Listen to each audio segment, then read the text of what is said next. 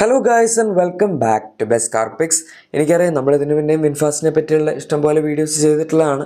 ഇവരുടെ വാഹനങ്ങളുടെ സ്പെക്കും അതുപോലെ പവർ പിന്നെ ബാറ്ററി ഓപ്ഷൻസ് തുടങ്ങിയ കാര്യങ്ങളെല്ലാം പറഞ്ഞിട്ടുള്ളതാണ്. പക്ഷെ എന്തായാലും ഇപ്പോൾ വിൻഫാസ്റ്റ് ഇന്ത്യയിലേക്കുള്ള ലോഞ്ചിൻ്റെ ഭാഗമായിട്ട് ഒരു പുതിയ നീക്കം കൂടെ നടത്തിയിട്ടുണ്ട്. ഇത്രയും കാലം നമുക്ക് ഇവരുടെ വണ്ടികൾ വരും എന്നുള്ളത് അറിയായിരുന്നു. പക്ഷെ എന്നാണ് വരുന്നത്, ഒരു ലോഞ്ച് ടൈം ലൈൻ എന്നത്തേക്കാണ്, അതുപോലെ വണ്ടികൾ CBU ആയിട്ടാണോ CKD ആയിട്ടാണോ, ഏത് പ്രൈസിലാണ് വരുന്നത്, അങ്ങനത്തെ കാര്യങ്ങളൊന്നും അറിയില്ലായിരുന്നു. പിന്നെ ഇവരുടെ പ്ലാന്റിനകത്ത് എന്തോരം പ്രൊഡക്ഷൻ കപ്പാസിറ്റി അങ്ങനത്തെ കാര്യങ്ങളൊക്കെയാണ് അവരിപ്പോൾ റിവീൽ ചെയ്തിരിക്കുന്നത്. എന്തായാലും ഇവരുടെ വാഹനങ്ങളുടെ ബുക്കിംഗ്സ് ഈ വരുന്ന ജൂൺ അവസാനം മുതൽ സ്റ്റാർട്ട് ചെയ്യും എന്ന് പറഞ്ഞിട്ടുണ്ട്. എത്ര എമൗണ്ട് എന്നൊന്നും നമുക്കറിയില്ല. പക്ഷെ എന്തായാലും ജൂൺ അവസാനത്തോടു കൂടി 2 വാഹനങ്ങൾ VF7 ആയിരിക്കും ആദ്യം വരാൻ പോകുന്നത്. അതിനുശേഷമായിരിക്കും പിന്നെ VF6 വരാൻ പോകുന്നത്. ഈ 2 വാഹനങ്ങളാണ് ഈ വർഷം ഇവർ ഇറക്കാൻ ഉദ്ദേശിക്കുന്നത്. അടുത്ത വർഷം VF3 എന്ന് പറഞ്ഞ ഇവരുടെ ഒരു കൈൻഡ് ഓഫ് മൈക്രോ SUV പോലെ ഇരിക്കുന്ന ഒരു കോക്കി ലിറ്റിൽ SUVയും കൂടെ വരും. അതും കൂടെ വന്നു കഴിയുമ്പോഴേക്കും ഏകദേശം പ്രൊഡക്റ്റ് പോർട്ട്ഫോളിയോ ഒക്കെ കറക്റ്റ് ആകും. ഈ 3 വണ്ടികളാണ് ഇവർ ഇന്ത്യയിലേക്ക് ഇപ്പോൾ നിലവിൽ കൊണ്ടുവരാൻ തീരുമാനിച്ചിരിക്കുന്നത്. മാത്രമല്ല ഇവരുടെ തമിഴ്നാട്ടിൽ തൂത്തുക്കുടിയിലാണ് ഒരു പ്ലാന്റ് അവർ സെറ്റപ്പ് ചെയ്തുകൊണ്ടിരിക്കുന്നത്. വണ്ടികൾ CKD ആയിട്ടായിരിക്കും ഇന്ത്യയിൽ ഇറക്കുന്നത്. അതായത് കംപ്ലീറ്റ്ലി നോക്ക്ഡൗൺ ഫോമിലായിരിക്കും വരാൻ പോകുന്നത്, CBU ആയിട്ടല്ല. അതൊരു വളരെ നല്ല കാര്യമാണ്. കാരണം CBU ആയിട്ട് ആദ്യം വണ്ടികൾ ഇറക്കാനാണ് ഇവർ പ്ലാൻ ചെയ്തിരുന്നതെങ്കിൽ ഉറപ്പായിട്ടും വണ്ടികളുടെ പുറത്തുള്ളതിൻ്റെ ഡബിൾ പ്രൈസ് കൊടുത്ത് നമ്മൾ വാങ്ങേണ്ടി വന്നേനെ. അങ്ങനെ ഇപ്പോൾ ആരും ഒരു വിൻഫാസ്റ്റ് എന്ന് പറഞ്ഞ കമ്പനിയുടെ വണ്ടികളൊന്നും വാങ്ങാൻ പോകുന്നില്ല. വിൻഫാസ്റ്റ് എന്ന് പറയുന്നത് ഇൻ കേസ് നിങ്ങൾക്ക് അറിയില്ല എങ്കിൽ വിയറ്റ്നാമിലുള്ള വിൻ ഗ്രൂപ്പിന് അണ്ടറിൽ വരുന്ന ഒരു കമ്പനിയാണ്. ഇത് ഫോം ചെയ്തിട്ട് അങ്ങനെ അധികം കാലമൊന്നും ആയിട്ടില്ല. 2017 ഈ കമ്പനി അവർ ഫോം ചെയ്യുന്നത്. സോ ഏകദേശം 8 വർഷത്തോളം മാത്രം ഓട്ടോമൊബൈൽ എക്സ്പീരിയൻസ് ഉള്ള ഒരു കമ്പനിയാണ്. പിന്നെ ഇലക്ട്രിക് വാഹനങ്ങളാണ് ഇവരിപ്പോൾ മെയിനായിട്ട് നിർമ്മിക്കുന്നത്. ഇവർ ആദ്യമൊക്കെ അല്ലാണ്ട് നിർമ്മിക്കുമായിരുന്നു. അത് കഴിഞ്ഞ് പിന്നെ ഇപ്പോൾ കംപ്ലീറ്റ്ലി EV ബേസ്ഡ് കമ്പനിയിലോട്ട് മാറിയതാണ്. ആൻഡ് ഇവർ ഇതിന് മുന്നേ ഗ്ലോബലി പല മാർക്കറ്റുകളിലും പോയിട്ടുണ്ട്.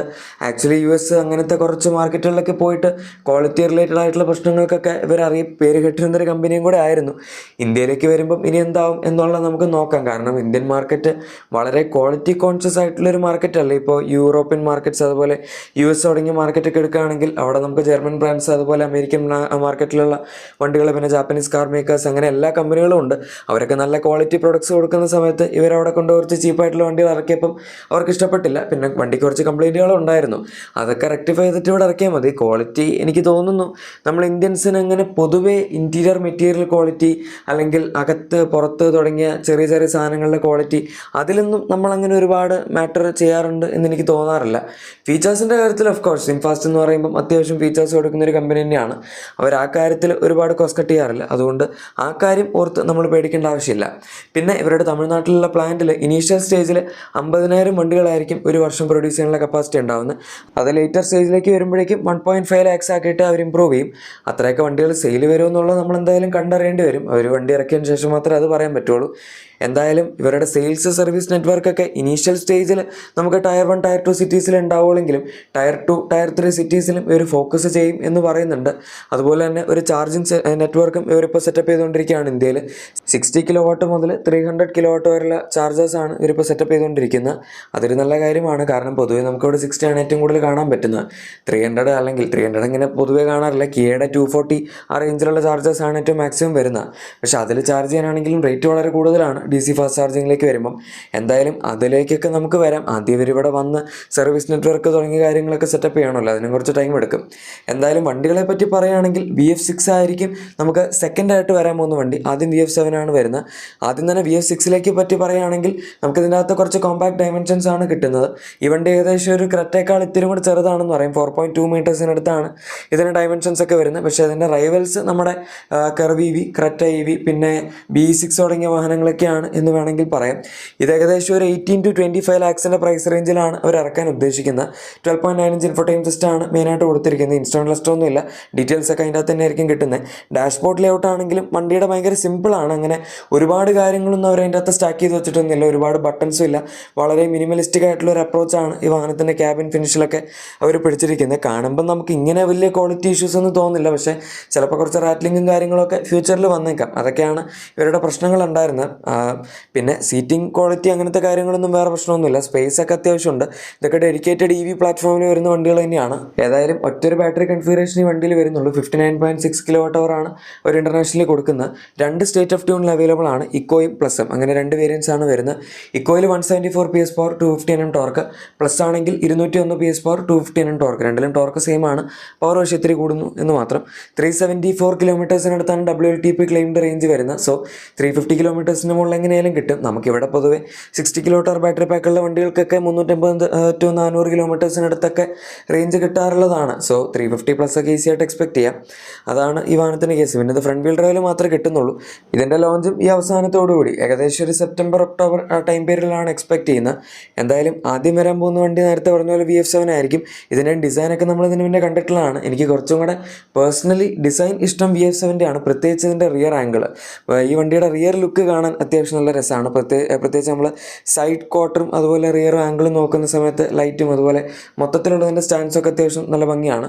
ഇത് അത്യാവശ്യം സൈസുള്ളൊരു വണ്ടിയാണ്. ഏകദേശം ഒരു 30 to 40 lakhs ഇടയിൽ ഉള്ള പ്രൈസ് ബ്രാക്കറ്റിലായിരിക്കും ഈ വാഹനം വരാൻ പോകുന്നത്. എന്ന് വെച്ചാൽ നമ്മുടെ ഇനി വരാൻ പോകുന്ന ഹാരിയർ EV അതുപോലെ മഹീന്ദ്രയുടെ XUV9 തുടങ്ങിയ വാഹനങ്ങളുടെയൊക്കെ കോമ്പറ്റീഷൻ ആയിരിക്കും. ഇതിൻ്റെ അകത്തും നമുക്ക് ഇൻഫോടൈം സിസ്റ്റം സാധനങ്ങളൊക്കെ ഓൾമോസ്റ്റ് സിമിലർ ആണ്. ഡാഷ്ബോർഡ് ലേഔട്ട് കുറച്ചും കൂടെ വ്യത്യാസമുണ്ട്. ഇതിൻ്റെ അകത്തും ആ ഒരു സെയിം ഏകദേശം സിമിലർ ആയിട്ടുള്ള VF6 പോലത്തെ ഒരു ക്യാബിനൊക്കെ തന്നെയാണ് കിട്ടുന്നത്. സ്റ്റിയറിംഗ് വീലിലെ ഡിസൈൻ സെയിം ആണ്, കുറച്ചും കൂടെ സ്പേഷ്യസ് ആണ്, വണ്ടിക്ക് സൈസ് കൂടുതലുള്ളതുകൊണ്ട് തന്നെ. പക്ഷേ ബാറ്ററി കൺഫിഗറേഷനൊക്കെ വ്യത്യാസമുണ്ട്. ഒരു 75.3 kWh ബാറ്ററി പാക്കാണ് ഇതിനകത്ത് അവർ കൊടുത്തിരിക്കുന്നത്. ഇതിനകത്ത് പിന്നെ നമുക്ക് മറ്റതുപോലെ ഫ്രണ്ട് വീൽ ഡ്രൈവ് മാത്രമല്ല, രണ്ട് ഓപ്ഷൻസ് കിട്ടുന്നുണ്ട്, ഫ്രണ്ട് വീൽ ഡ്രൈവ് അതുപോലെ തന്നെ ഓൾ വീൽ ഡ്രൈവ്. ഇതിനകത്തും ഇക്കോയും പ്ലസും അങ്ങനെ രണ്ട് ഓപ്ഷൻസ് ആണ് വരുന്നത്. അതിനകത്ത് ഇക്കോ എന്ന് പറയുന്നത് ഫ്രണ്ട് വീൽ ഡ്രൈവ് ആണ്, അതുകൊണ്ട് തന്നെ 174 PS 250 Nm ടോർക്ക് അത് തന്നെയാണ് കിട്ടുന്നത്. ഇനി പ്ലസ് ആണ് എടുക്കുന്നതെന്നുണ്ടെങ്കിൽ അതിൻ്റെ അകത്ത് 349 PS പവറും അതുപോലെ 500 Nm ടോർക്കും കിട്ടുന്നുണ്ട്. ഇതിൻ്റെ ഇക്കോ മോഡലിൻ്റെ ക്ലെയിംഡ് റേഞ്ച് ഏകദേശം 450 കിലോമീറ്റേഴ്സിനടുത്താണ്, അതും WLTP ആണ്. സോ അത് വെച്ച് കാൽക്കുലേറ്റ് ചെയ്താൽ മതി. 75 kWh എന്ന് പറയുമ്പോൾ അത്യാവശ്യം നല്ല സൈസുള്ള ബാറ്ററിയാണ്. ഇപ്പോൾ റെഫറൻസിന് എടുക്കുകയാണെങ്കിൽ നമ്മുടെ ഇനി വരാൻ പോകുന്ന ഹാരിയർ EVയിൽ ഏകദേശം ആ സൈസ് ആയിരിക്കും ബാറ്ററിക്ക്. പിന്നെ BE6ൻ്റെയും XUV9യുടെ ഒക്കെ ടോപ്പ് എൻഡിൽ വരുന്ന 79 kWh ബാറ്ററി പാക്കാണ്. പിന്നെ ഈ വണ്ടിക്ക് ഇത്രയും സൈസ് ഉള്ളതുകൊണ്ടാണ് ഏകദേശം ആ ഒരു റേഞ്ചിൽ ക്ലെയിംഡ് റേഞ്ച് വന്നിരിക്കുന്നത്. സോ 450ക്ക് അടുത്തൊക്കെ അല്ലെങ്കിൽ അതിന് മുകളിലായിട്ടൊക്കെ നമുക്ക് തീർച്ചയായും എക്സ്പെക്ട് ചെയ്യാം റേഞ്ച്.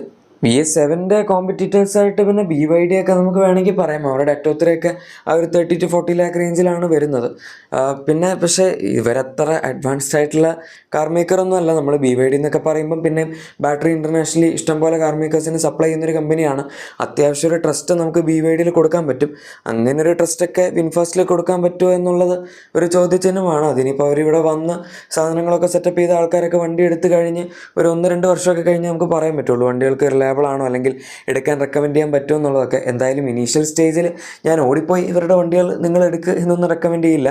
നിങ്ങൾക്ക് ഈ കമ്പനിയെ പറ്റിയുള്ള അഭിപ്രായം അതുപോലെ ഇവരുടെ വരുന്നതിനെ പറ്റിയുള്ള അഭിപ്രായമൊക്കെ തീർച്ചയായും താഴെ കമൻസിൽ പറയും. അതുപോലെ നിങ്ങൾ ചൂസ് ചെയ്യുക എന്നും പറഞ്ഞേക്കുക.